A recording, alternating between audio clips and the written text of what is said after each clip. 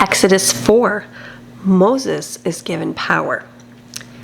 Then Moses answered the Lord and said, "What if they will not believe me or take seriously what I have to say?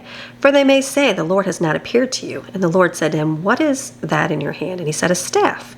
Then he said, "Throw it on the ground." So Moses threw it on the ground, and it became a living serpent, like the royal symbol on the crown of Pharaoh. And Moses ran from it. But the Lord said to Moses, "Reach out your hand and grasp it by the tail." So he reached out his hand and caught it, and it became a staff in his hand. "You shall do this," said the Lord, "so that the elders may believe that the Lord, the God of your fathers, the God of Abraham, the God of Isaac, the God of Jacob, has most certainly appeared to you."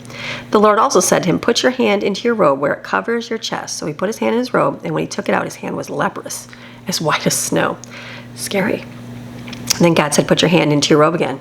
So he put his hand back in his robe, and when he took it out, it was restored. It was like the rest of his body.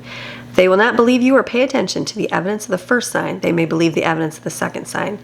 But if they still not believe these two signs or pay attention to what you say, you are to take some water from the Nile and pour it on the dry ground, and the water which you take out of the river will turn into blood on the dry ground."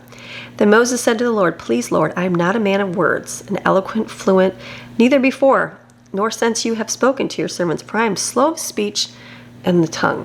So did Moses have a speaking problem, like a speech impediment? I don't know.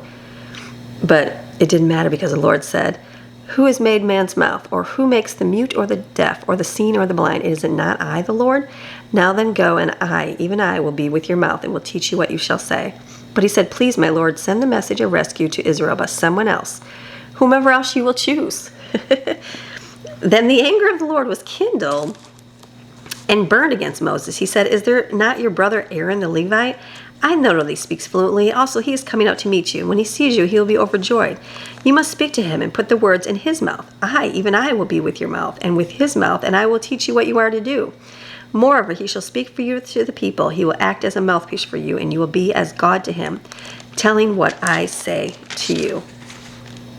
You shall take in your hand the staff with which you shall perform the signs, the miracles which prove I sent you." Then Moses went away and returned to Jethro, his father-in-law, and said to him, "Please let me go back so that I may return to my relatives in Egypt and see if they are still alive." And Jethro said to Moses, "Go in peace." Then the Lord said to Moses in Midian, "Go back to Egypt, for all the men who were seeking your life for killing the Egyptian are dead." So Moses took his wife Zipporah and his sons Gershom and Eliezer and seated them on donkeys and returned to the land of Egypt. Moses also took the staff of God in his hand. Then the Lord said to Moses, "When you return to Egypt, see that you perform before Pharaoh all the wonders which I put in your hand. But I will harden his heart and make him stubborn, so he will not let the people go. Then you shall say to Sarah, 'Thus said the Lord, Israel is my son, my firstborn. So I say to you, let my son go, so that he may serve me. And if you refuse to let him go, behold, I will kill your son, your firstborn.'" Now it happened at the lodging place that the Lord met Moses and sought to kill him, making him deathly ill because he had not circumcised one of his sons.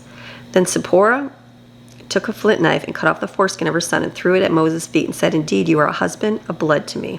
So he let Moses alone to recover. At that time, Zipporah said, "You are a husband of blood because of the circumcision." The Lord said to Aaron, "Go into the wilderness to meet Moses." So he went and met him at the mountain of God and kissed him. Moses told Aaron all the words of the Lord with which he had sent him, and all the signs that he had commanded him to do. Then Moses and Aaron went into Egypt and assembled all the elders of the Israelites, and Aaron said all the words which the Lord had spoken to Moses. Then Moses performed the signs given to him by God before the people. So the people believed, and when they heard that the Lord was concerned about the Israelites, and he had looked with compassion on their suffering, then they bowed their heads and worshipped the Lord. Interesting. You go back. I honestly have not read the part where he put his hand inside his robe and brought it out and it was leprous. I don't ever remember that part of the story. And then that God was seeking to kill him or making him deathly ill because he had not circumcised one of his sons. We're going to read all kinds of things. It's good and important to read it yourself, because you might think, like, we watch Moses, the 10 Commandments and stuff. I don't think that's even that part of the movie. So you think that that's all there is, and you're like, wait a minute, there's a little bit more in there. So, and then how Moses didn't want to speak. So who spoke? Aaron, because Moses didn't want to. He's too afraid to do things. Very interesting. All right, this is your Daily Bible Chapter, reading God's Word Monday through Friday. See you tomorrow.